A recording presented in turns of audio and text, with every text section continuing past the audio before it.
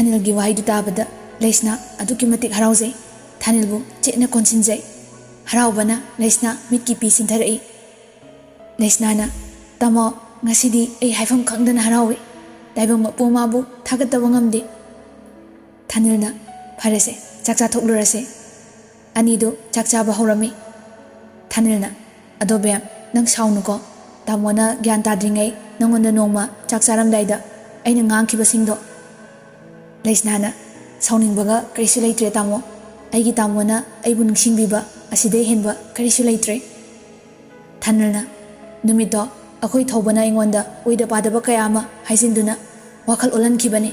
ai mabudi matik chawa para soidana matang sabada tambigani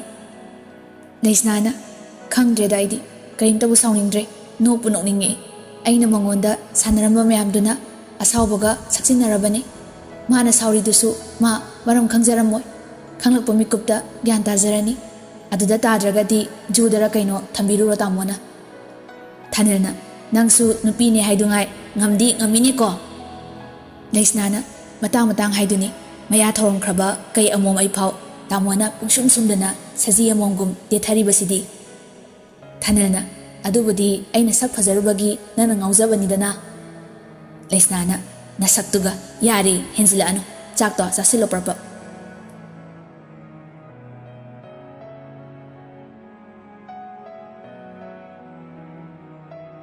numit kharani gi matungda Thanilsu thabak chatpa hore ngasidi Sunday ni haiduna off oire terrace mathakta thawbu korami thawbana tamo kai leirage aibu mathakta lao haisibo Thanilna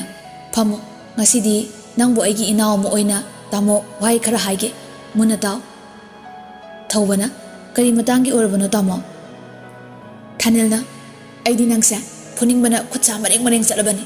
adubu nangna mu nayamani haiba kawkhai khutna mu halakani aina mu phu nangna mu phu ichine naw maktada lekai wa yamna bado nayambadi pamdre thawbana as tamo sisu onthokpa ai tamu budi nungsi amadi respect tawi nanawna tamoda khut thagibado tasengna lankhre tamo adubu Thanilna adubu nang natai mabudi nungside natra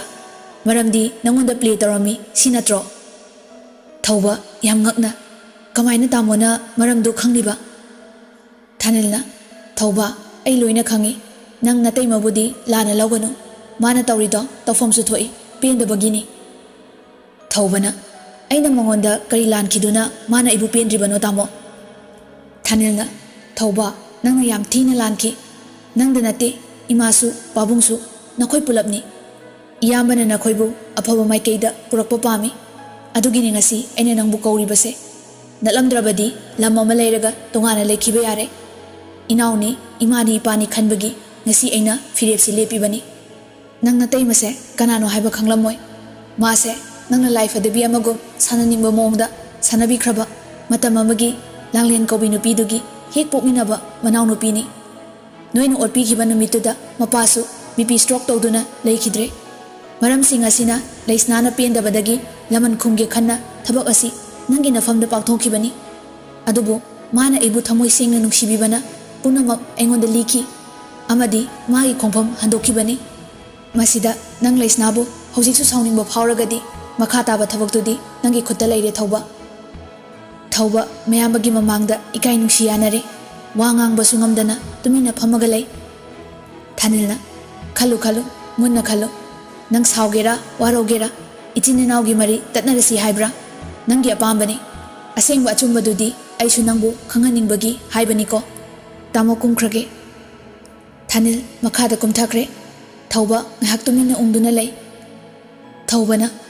o aigi inkhalakpa matamgi okhidraba punsibu Leisnana semdokpikhibani aina gyan taraklaba matamda mabu thamoi sengna nuksiki adubu madi aigi ifamda chawraba parama tambiba oiramle mani aina phatabadagi unamak thokibani aina kiyagi matik sauki waroki halasira haiba phau khankibani isagi iral pumba kauthoktuna magi maral tamak thikibani ngasidi aigi ifamda aphapata achum aran haibado mayik sengna uhalle langlenadi aibu thamoi sengna nungsikibani ainadi mabu lawai nupini ngahak nungai thoknaba them duna sisinabi kibani ngasidi ai isagi ralse yazare ai langlengi mafamda lale haiba wahai simadi thamoi sing haijaruge ningam laktre punsi si leisna na aibu mit panghan biramle tamogi mamangda ontok ni kai khreda thauba makhata kumlaktuna mamagi manakta lai santina kaidore tomba thaubana ima nacha se asuk chahi yamna phaba afabata khandaba ngamludre ai leisna gi mafamda maithire santina karino ne nangna hariba singdu botomba thaubana ima nacha na gyan tarakhiba ngaushina khidriba pomba leisna na ne aina mabu nungshiki manasu aibu nungsibi haina aisu khanki adubu mahang itei moina lakhiba matamda nacha angawbo oiki sauningki mabu singnaki pumnamak ase madi aigi ifamda laman khumba oiramle noma chei khragi mamangda aikhogi yumda aingonda laireni haina lakhiba nupi hospital da aikhoina puhatkibado leisnagi machi oiramle numituda magi mapasu bp stroke tawduna laikide hai maram asina mahakna aigi ifamda laman khumba oiramle wari pumbase tamodi loina khanglami ima ai tasingna ikaibasu phawre langjaruba iralse langlengi mafamda lankre hainingle ima santina kari haiba o aduna ni dana ibungona yungawba numit amada haikiba singdo imasu ira leitaba nate pumnamak asi losilaga leisnana di aibu mamada mamagumna seba tawbiribani aibu manadi karini haina khalamgani thaubana ima tamona haibadadi leisnana tamobu asingmo maki nungshibana magi asawa sauningba pumnamak wakhal hongkhre hai santina oiramgani aingonda nongmata thaksi kasi bebara muta kairakte imata na mabu phubiki chaibiki ai ngasidi ningsingluraga phatabi mama haibado isana yazare atomba nangna yamba dango leisnagi masedu ima icha chatlaga lale haijarusi natrabadi punsi se ningamdana leiragani thaubana adugini ima aisu imagi manakta laise ikai ki thadoklaga iral simagi isana yana lale haijaruge thaubana thanelgi manakta laktuna haijabadagi makhoi mari punna chatlase haiduna leisnagi mayumda chatlami gari manungda santina bema leisna nang ima budi ngakbiu ko nanemgi phatraba wakhaldo imongna chumthokpi khibani leisna na ima adumna haibigano imadi tamogi imani eigis imani soidaba landaba kanabu legi ima isagi iral isana khangjabadudagi ahen mangakpiba amamuk leitre namogi wakhalda pendabasu kaisu leijade ngasi imana iji unagi haibirakpase namogi thamoina apenbo oijare thaubana iteima aisu iteima madi langlengi mafamda yamna lankhre ngasidi iral singsina chaina phawrokpagum tawre leisnana thauba aisu sauningbana pendabana nangi nafamda lankidabadi nate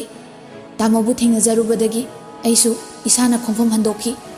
mina phataba tawre haiduna laman khumbase pangdaba mi oirame nungsiba minungsisidagi henba karisu leiramdre aigidi nakhoi pumba aigi imung oirabani aduna asawbusu karimta leitre thanelna yareda khara hainaradi film loramda yamala ebo nasana lale khangjarido aduna dum yare ngakthok ngasin tawnadrasu leisnana tanja sakidre tamosima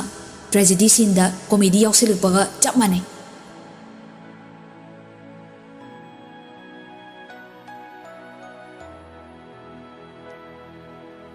asum lakpana leisnagi khungang adu yore leisnana ai iche kauthorake leisna imungda changai memana haima ijabu kanaga lake yam thajadine leisnana ima tamo hoi ima hoya hoye imaga thaubaga do icheda lale haijanina laine nang karimta ngangunuko hojikti makhoisu afaba wakhal khanba ngamlabani langlena kana laki ima leisnana iche aini amta lao langlena nathanda lairo nangba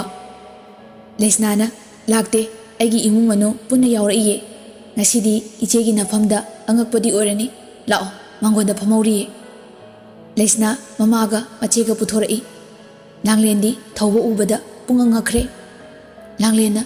leisna Santi tapna hogatuna Langlengi manakta changai. Santina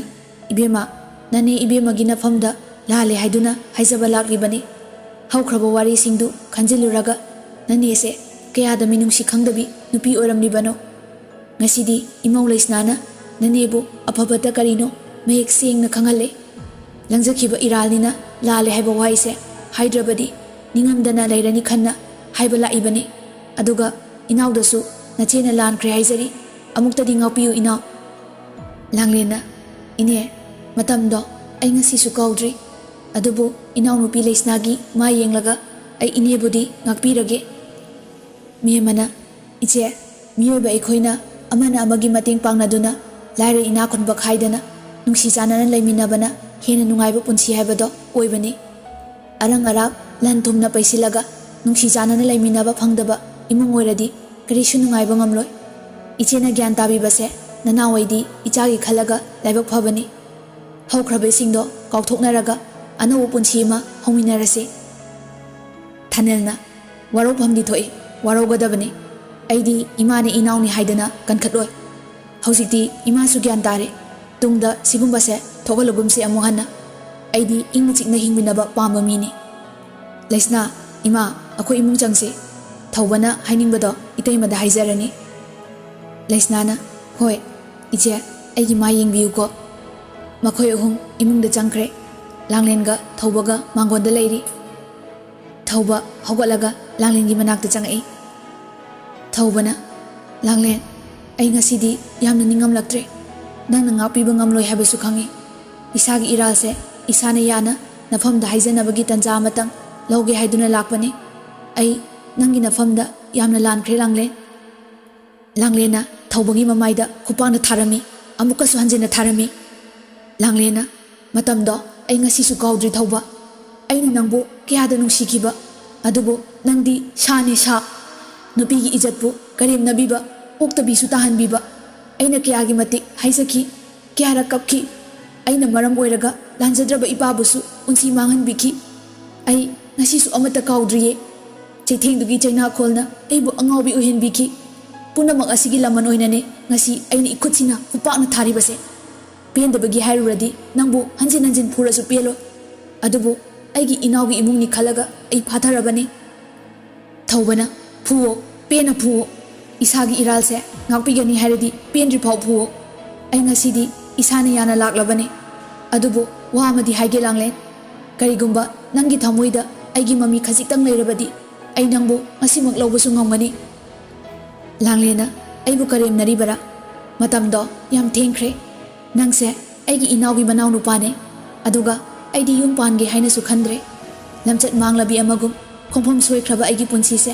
aduma mufamsida loikrasanu. Thawbana nangi punsibu aina manghankibani ngasidi nangi punsido aina mu hana kanba pamle Langlen natrabadi ai ining tamna hingba ngamgadaba mansilaktre. Se aina harise amutu yabiu ai nangbu karemnabasu nate nangi punsiga aiga mari leinariba wari ase waroisin yaudrabadi aisu nangsu kaidonungda nungaiba phanglaroi. Langlena yare makha taranu mina tabada hangkoinaragadaba wani. Manau nupi leiba imungda machena nupagi manau nupada leisilena aibu hena badnam pibige khalanu punamak haukrasanu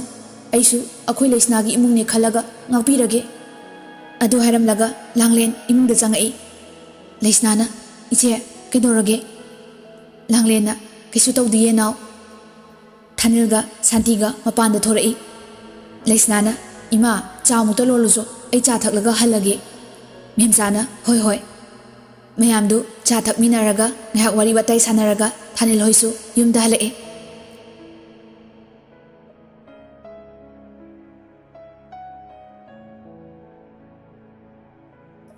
Numidangi matamni Thanilna ngasidi nangna pamjabado thoklabo bem. Leisnana karino ibunga aina pamjaba kaina pamjade masana maral yajakhibadubo. Thanilna revenge queen dagi romantic queen onkhrineba nangsu adubo aina sauningba madi lei. Leisnana kari mu sauningbiriba. Thanilna ahanbadadi aise khulai oina sizinaramineba nangisi. Leisnana tamoiramasu tawni hongdoknarugumse icha phangdorakansida ꯑꯗꯨꯒꯨꯝꯕ ꯊꯣꯛ ꯊꯥꯛ ꯊꯥꯅꯤꯜꯅ ꯍꯣꯏꯅꯦ ꯍꯣꯏꯅꯦ ꯑꯗꯣ ꯋꯥꯕ꯭ꯔꯣ ꯅꯪꯕꯣ ꯂꯝꯅ ꯃꯔꯣꯟ ꯑꯃ ꯂꯥꯞꯄꯅꯦ ꯂꯩꯁꯅꯥꯅ ꯋꯥꯕꯨꯗꯤ ꯋꯥꯗꯦꯗ ꯒꯥꯔꯤꯗ ꯐꯝꯕꯕꯨ ꯑꯗꯣ ꯇꯥꯃꯣ ꯂꯣꯌꯥꯒꯤ ꯂꯨꯍꯣꯡꯕꯁꯦ ꯂꯨꯄꯥ ꯀꯌꯥ ꯄꯥꯡꯁꯦ ꯍꯥꯏꯅꯣ